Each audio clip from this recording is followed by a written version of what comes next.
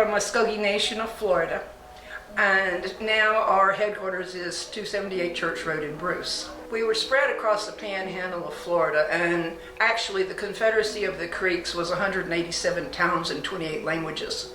So for us, we are from Bruce Creek, which was Yuchi Creek, and that's also what we are, a mix of Yuchi and Coshawta. And that melting pot, during especially the times of removal, we found safe harbor here. This was safe haven. You could live in the swamps of the Choctawhatchee River, much like the Seminoles did, and no one would disturb you because you had ways to protect yourselves from being disturbed. We were, as Indian people, hunted in the 1850s. The history of Florida isn't a pretty history, but it's one that we knew and understood even when I was growing up here. The last removal took place in 1887. My grandmother was born in 1898. So for us, Indian history was recent history. We have been here in Florida since the Spanish, who couldn't do anything with us and gave us to the English, and then they gave us back to the Spanish, and then ultimately we became part of the United States. So during that time, we were running cattle, and we were farmers, small farmers, and we lived between Malvern, Alabama, and Jackson County, and here on the Choctawhatchee River. But the Choctawhatchee River was our life.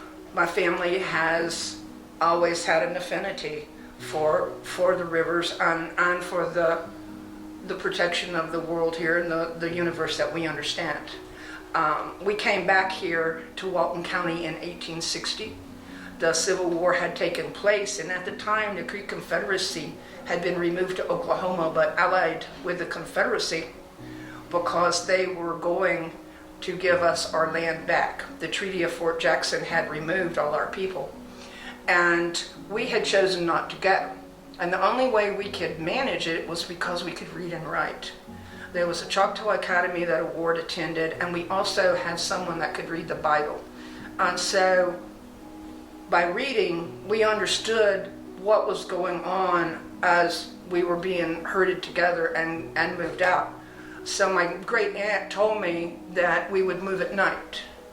We would know where the areas were that they were working with, and we would move at night until ultimately we came back to Walton County, which is where we had come from.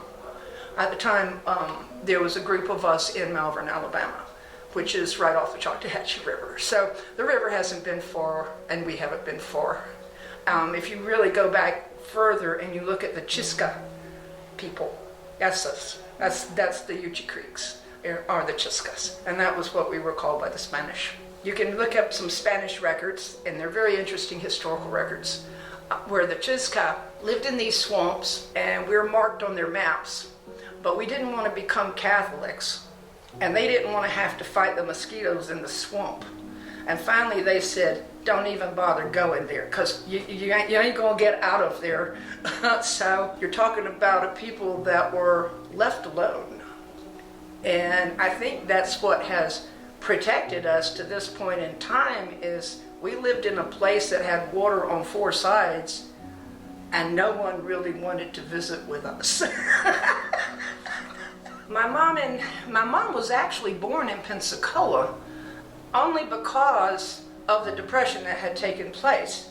And there was so little work that my grandfather would take them all over to Muscogee Wharf over on Alkanee Street. They had a little house there. And they would live there, and then they would come back on the Fritz because one of our family ran the Fritz. So if you look at an Indian and you look at a transition from being in bateaus, as we call them, low-lie boats, that's what we made, and we have an original bateau here at the tribe. That transition into steamboats and into barges and tugboats and stuff, that was a natural transition for a lot of the men in our family. So my mom would come back, and after the Depression, we moved back home. This was home. We had a home here. My great-grandfather was J.J. Ward, and he was a county commissioner for about 20 years, and he represented the Indian constituents in Bruce, and he finally got beat because that was a time in the 1920s and 30s where there wasn't a lot of internet. So they finally told he had died.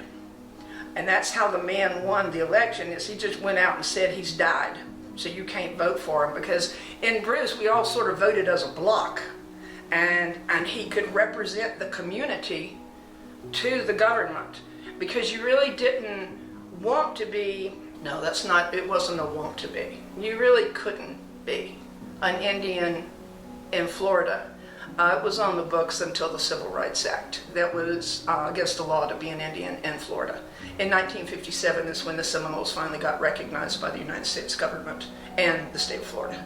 So he would represent the interest and the needs of the community to the public. And one of the things that we knew when we came here, my great-great-grandfather, who was William Josiah Ward, and we always have a Josiah for Josiah Francis, the prophet who was a Creek, he said, look, we have to have a school.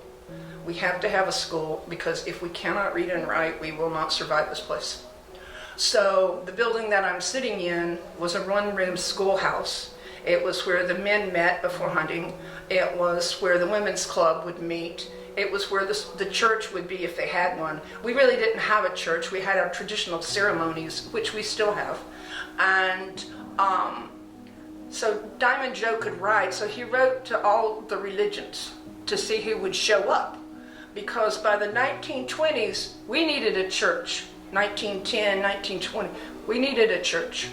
Why do you need a church? Because when you're an Indian community, it's really nice to have a church sitting in the middle of your community. So the Methodist circuit rider is who showed up. And he showed up on this old horse, and so everybody that day became Methodist. And our church across the street was built in 1912. And our baseline roll for what we're doing now politically is the church roll from 1912, where everybody who was in Bruce sort of became a member of the church. It was a way of protecting your identity as Indian, and it was a smart move for a community that was perhaps not considered viable as citizens. It was kind of different for me. I went to Freeport. My mom was a teacher. She was a teacher here at Bruce School, and really you had asked me about my mom. Her name is Zara Pate Denson. She started teaching at age 18. She taught in what was Pine Level, now Bruce School. And Bruce School stayed open until the 1950s when we were bused to Freeport. But she, at 18, would come and teach. And she learned to teach from her cousin, Lamar Ward. Now, I don't know where Lamar learned to teach from. That's always, oh, I do know. He went to there was a school in Defuniak that he attended for a year or two. So he became the principal of the Bruce School. And my mother would learn to teach. And then in the summertime, she would pick up a Greyhound bus. And she would ride to Tallahassee to the women's school there and get educated. And then she would come back and forth. So that she ultimately became the first college graduate for the community here. And she taught until she was almost 75 years old. She was a head of guidance and counseling in Niceville High School when she retired. And she has 2 master's degrees. So she knew many, many people, including, if I might add, one of your county commissioners was her student, Tony Anderson. She taught the Nicks, the Shishlers, all the old families. My mother knew many, many people. So she ended up teaching at Freeport, and she was my 5th grade teacher, my 7th grade English teacher, and my guidance counselor. So you should imagine having your mom as a teacher. But I was raised a little bit differently because we lived in an extended house. My father had died coming back from Eglin Air Force Base. He worked civil service, and I was 10 days before I was born. And so my mom, we ultimately lived with my grandparents and my uncles, who were like my fathers. And then, of course, all her brothers and sisters thought they were my parents too. So I had all these parents and all these old people from my grandmother's generation that were raising me and teaching me as I grew up. And was I sheltered? Yeah, I was more of a sheltered kind of thing. I think they had hopes on me for some reason. When I was 4, I was at a meeting here in this council house. I was the only child here. And I think that I was kind of meant for something different. I left the Walton County school system and finished at Niceville High School. And I thought that was very, very unusual until I started meeting other chairs of tribes and federal tribes, only to find that that was the same thing that happened to them. We were guarded, we were taught history, we were taught differently, and we were sent out of the community at some point in time. And that was basically what happened in my life here. I went to the church with a lot of the local families here. What did you do for fun? Well, you could ride your bike almost anywhere and not have any problems. We had softball they would play out here in front of the council house. There was tetherball. We would make our own paper dolls and stuff. We would just basically hang out and run through the woods and be together. And the central place to see each other was at church. So you would go to Sunday school and church and MYF and church and prayer meeting, a lot of church going on, because that was the social center. And then whatever would derive from that would be where the community would be together.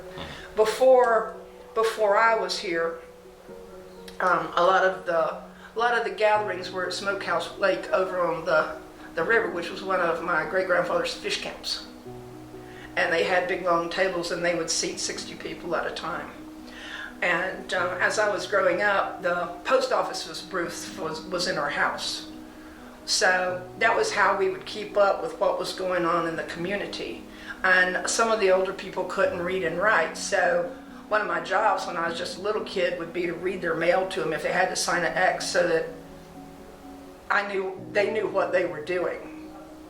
And it was great. It was really great. This one old lady had this hearing aid, and you could hear her coming down the dirt road. You know, you'd hear it, ee, it was this noise, and my grandmother would say, "Okay, now that's Miss So-and-so. You need to go. She's going to need you to read so-and-so." And so I would read her mail to her and help her get what she needed. And if it was money, it was really funny. She'd roll it down in her stockings or you know, they'd shove it down. It was a different way of life, a different way. And everyone knew everyone, and everyone either took care of everyone, or if you got into trouble, we protected everyone. What you didn't want to do was make the grandmother mad, because if you did, you made the whole community mad, and that was how that worked out. So we were a large family, an extended family. One of our family members had 21 children and 3 households. We were a very, very large group of people living in this small community.